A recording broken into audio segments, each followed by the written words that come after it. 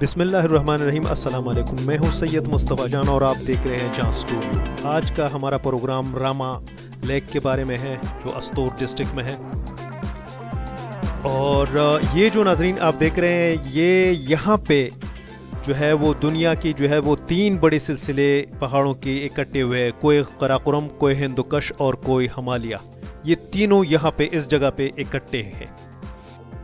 آج ہمارا پروگرام جو ہے وہ جیسے میں نے آپ کو بتایا کہ راما لیک کے بارے میں ہے. ڈسٹرکٹ استور پاکستان گلگت بلتستان کی 10 اضلاع میں سے ایک ضلع ہے. یہ ضلع وادی استور پر مشتمل ہے اور مغرب کی طرف دیامر ضلع ہے جس سے یہ 2004 میں الگ ہوا تھا. شمال میں گلگت ضلع ہے، مشرق میں اسکردو اور جنوب کی طرف خیبر پختونخوا اور آزاد کشمیر کا ضلع نیلم سے جڑا ہوا ہے. استور کی آبادی پاکستان کی 1998 کی مردم شماری کے مطابق 71,666 تھی.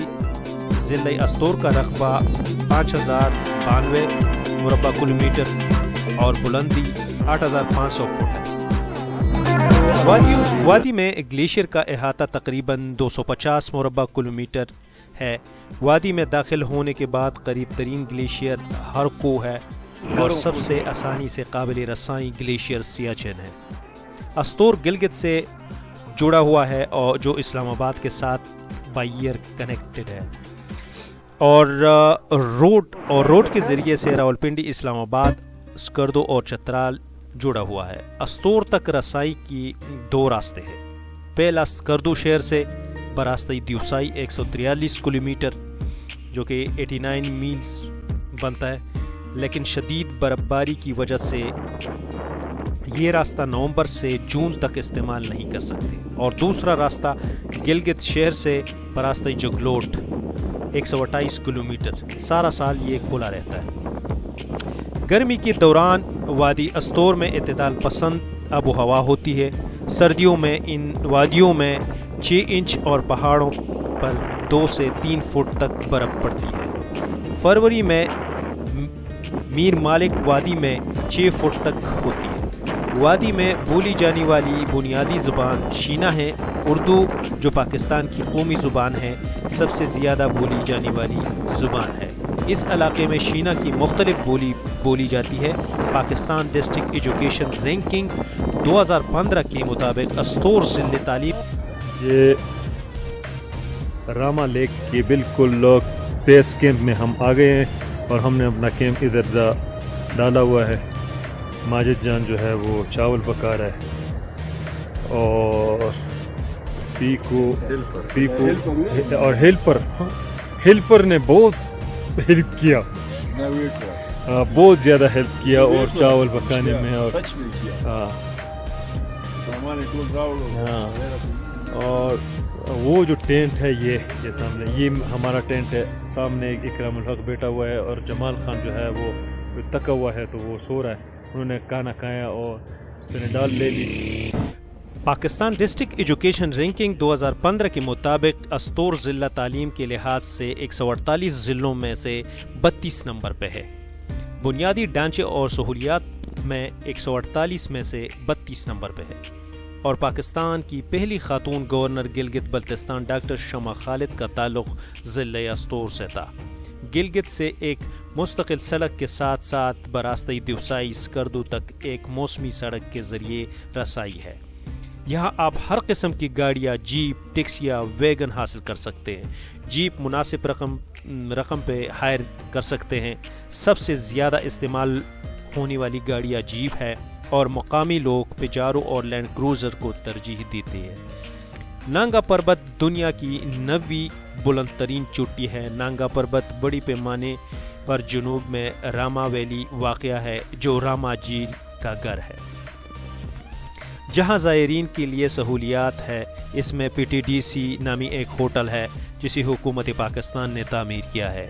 وادی استور سیاحوں کے لیے ایک انوکھا علاقہ ہے. اس کے ارد گرد دوسری مغربی ہمالیہ کی اونچی چوٹیوں میں گرا ہوا ہے.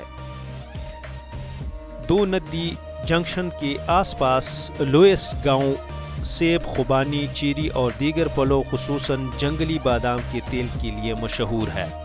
لوئس ایک چھوٹا سا گاؤں ہے اس کی شرعی خواندگی تقریباً 95% ہے۔ 1987 کے بعد سے پورے ضلع کو 1000 کلو واٹ تک بجلی فراہمی کا واحد سب سے بڑا پاور ہاؤس ہے۔ لوئس کے قریبی علاقوں میں بڑے چوٹیوں میں ناگا پربت، شاگیری، روپول چوٹی، چنگرا چوٹی اور لیلا چوٹی شامل ہے۔ راما جی کی ٹریک اور اس کے آس پاس خوبصورت نظارے۔ یہ بیس کیمپ سے تقریباً ہماری گاڑی تھوڑی سی ہم نے 10 منٹ کی ڈرائیو کی اور اس کے بعد پھر ہم نے اپنی گاڑی روک دی اور پیدل ٹریک پہ ہم اس وقت جا رہے ہیں۔ یہ میرے خیال میں آدھے گھنٹے کا راستہ ہے، لیکن طے کرنا چاہیے کیونکہ آپ کی جرنی میں اس طرح کا ٹریک پیدل ہو تو مزہ آئے گا۔ یہ گلیشیئر پانی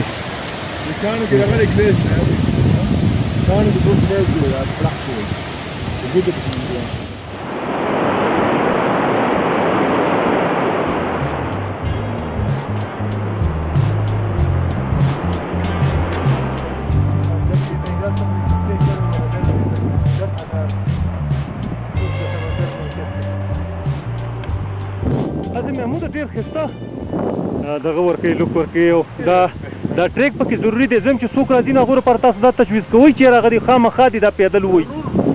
ضرور دا د ټور یو د ټولو نه اهمه او امپارټنټ حصه ده چې په هغې کې ته ټریکینګ وکړې، هایکینګ وکړې، پیدل لاړ شي، وګرځې. هغه ماحول چې دی هغه ته انجای کړي، هغه نیچر چې دی هغه ته په دې خپل ځان کې لکه جذب کړي، هیلې کړي. د دې سره لکه ته چې کله د ګاډي نه راکوز شي نو ته نیچر ته نور هم نږدې شي. ته چې کله په هغه خاوره قدم کېږدې نو ستا فیلینګ نور د هغې نه زیات شي او ته په هغې کې ورډوب شي. د محمود خبره چې هغه ته زړه ته راکوز کړي ورډوب شي پکې نو تر دې یو حصه جوړ شي او ته چې حصه جوړ شي هغه ته فیل کولی. دې کې یو خبره زه کول غواړم. بالکل بالکل. چې کم کسان ټریکینګ مې راتلل ټیک چې کم کسان ټریکینګ مې راتلل غواړي نو پکار دا نه چې هغه اول د ټریکینګ متعلق هغه ته معلومات وي، بل دا دی چې ټریکینګ سره کوم ضروریات دي یو بنده له هغه ضروریات پوره کول پکار دي. درېیمه دا خبره ده چې یو بنده په عام ژوند کې هغه دومره د ګرځېدو او دومره هغه د پیدل ګرځېدو مطلب عادت وي چې هغه داسې هیلی ایریا کې او داسې په غریزه علاقه کې هغه ته بیا په ټریکینګ کولو کې څه مسئله نه راشي. راما لیک یہ استور کے قریب ایک جھیل ہے جو کہ گلگت بلتستان پاکستان میں واقع ہے. یہ خوبصورت ویلی استور کے ٹاپ پر ہے جس میں بلوط کے درختوں اور دیگر ہریالیوں کا ہلکا احاطہ ہے. مقامی لوگوں اور لکڑی مافیا کے ذریعے غیر قانونی طور پہ جنگل میں لاگ ان ہونے کی وجہ سے 2013 تک زیادہ ہریالی نہیں رہی. خطے میں کم اوسط بارشیں اور کم پودوں کا احاطہ ہے، لہٰذا جنگل کے احاطے کا نقصان ایک انتہائی تشویش کا باعث ہے. وادی استور سے راما جھیل کے راستے میں 3 چوٹی جھیلیں ہیں جن کو مقامی شینا زبان میں سروٹ کہتے ہیں. 2005 سے پہلے استور گلگت بلتستان کا 5واں ضلع دیامر کا تحصیل تھا. اب استور ایک ضلع میں اپ گریڈ کیا گیا ہے. استور میں 50 سے زیادہ چھوٹے چھوٹے گاؤں ہیں جن میں سے کچھ یہ ہے کہ چلم، بوبن، گوری کوٹ، عیدگاہ، پینا، بولین، چنگرا اور شری شنگ شامل ہے. راما جھیل ایک اعلیٰ پہاڑ جھیل ہے جو سطح سمندر سے 11,505 فٹ کی بلندی پر واقع ہے. یہ شمالی پاکستان کے گلگت بلتستان کے علاقے میں اونچی پہاڑی سلسلے ناگا پربت کی مشرق ڈلوان پر واقع ہے. وادی استور کے اندر جھیل تک جانے والی سڑک کنکر اور پتریلی ہے.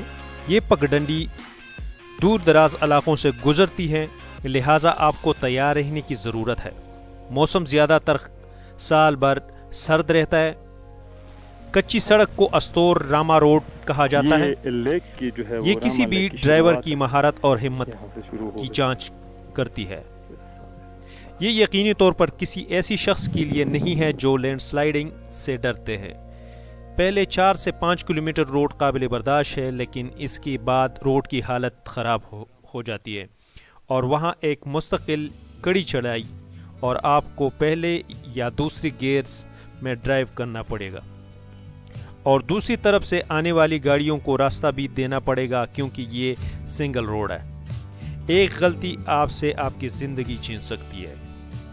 موڑ پر سپیڈ سے نہ آئیں، اپنی نظر روڈ اور گاڑی کی درجہ حرارت پر رکھیں، خراب موسم میں اس روڈ پہ سفر نہ کریں۔ برفانی تودے، شدید برفباری اور لینڈ سلائیڈنگ کبھی بھی رونما ہو سکتی ہے، جو برف کے بار بار پچ کی وجہ سے انتہائی خطرناک ہے۔ ستمبر سے جون تک یہ ناممکن ہے اور گرمیوں میں یہ قابل رسائی ہے۔ اس کے لیے 4x4 گاڑیاں درکار ہیں۔ اتنی اونچی چوٹی کی اونچائی کے ساتھ سڑک برفباری کے باعث کسی بھی وقت بند ہو سکتی ہے۔ سورج کی روشنی گہرے سبز رنگ، ہری نیلی رنگ کی روشنی کے ساتھ جھیل کا رنگ ڈرامائی طور پر تبدیل کر دیتا ہے۔ سردیوں میں یہ جھیل دسمبر سے مارچ تک منجمد رہتی ہے۔ نانگا پربت، جسے مقامی طور پر دیامر کہا جاتا ہے، یہ دنیا کی 9ویں بلند ترین چوٹی ہے جس کی اونچائی 26,660 فٹ فرام سی لیول ہے۔ یہ پاکستان کے صوبے گلگت بلتستان کے علاقے دیامر میں واقع ہے۔ نانگا پربت ہمالیہ کا مغربی اینکر ہے۔ نانگا پربت نام سنسکرت کے الفاظ ننگنا اور پرواٹا سے ماخوذ ہے، جس کا ایک ساتھ معنی ننگی پہاڑ ہے۔ پہاڑ کو مقامی طور پر اس کی تپتان نام دیامر یا کیومیر کے نام سے جانا جاتا ہے، جس کا مطلب ہے بہت بڑا پہاڑ۔ 20ویں صدی کے وسط میں اور پہاڑوں پر چلنے والی متعدد اقوام نے اسے قاتل پہاڑ کے نام سے موسوم کیا۔ اس کا نک نیم کلر ماؤنٹین بھی ہے۔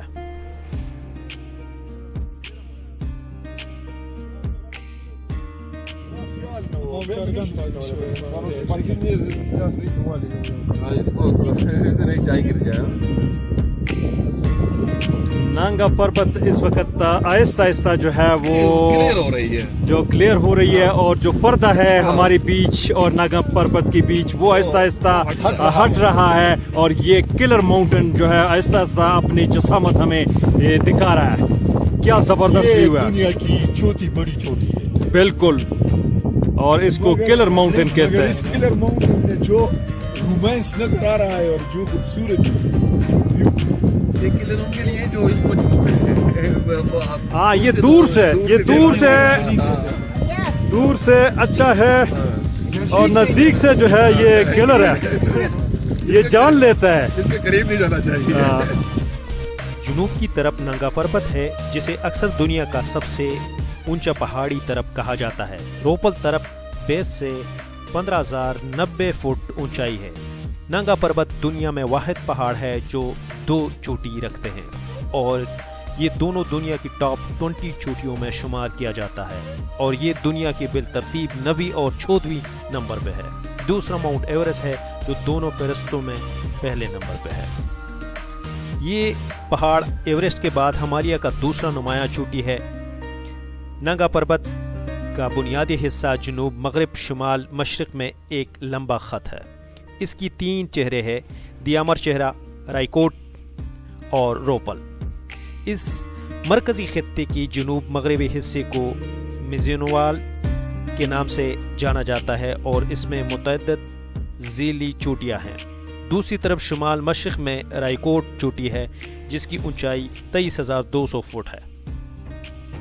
نانگا پربت پر چڑھنے کی پہلی کوشش 1895 میں الفریڈ مومبری کے گروپ نے کی تھی، جو دیامر کی طرف پر 6,100 میٹر کی بلندی پر پہنچے تھے۔ مومبری اور 2 گروپ کا کوہ پیما برفانی تودے میں ہلاک ہو گئے جب وہ رائکیٹ سائٹ پر دوبارہ چڑھ گئے۔ نانگا پربت کا پہلا سر کرنے والا آسٹریا کی مشہور کوہ پیما ہرمن بول نے 3 جولائی 1953 کو سر کر لیا تھا۔ 1984 میں فرانسیسی کوہ پیما لالیانی براڈ نے نانگا پربت کو سر کرنے والی پہلی خاتون بن گئی۔ 1953 کے پہلے چڑھنے سے پہلے 31 افراد کی نانگا پربت پر چڑھنے کی کوشش کی موت کے بعد اسے قاتل پہاڑ کے نام سے نام دیا گیا۔ نانگا پربت 8000 میٹر کی تیسری خطرناک چوٹی ہے جہاں پہاڑ پر مرنے والوں کی شرح اموات 22.3% ہوئی ہے۔ اب آپ سے اجازت چاہتے ہیں، میرے چینل کو سبسکرائب کیجئے گا، ویڈیو کو لائک کیجئے گا، دوستوں کے ساتھ شیئر کیجئے گا۔ اجازت چاہتے ہیں، خاد او بریالیو سی دا اللہ پامان۔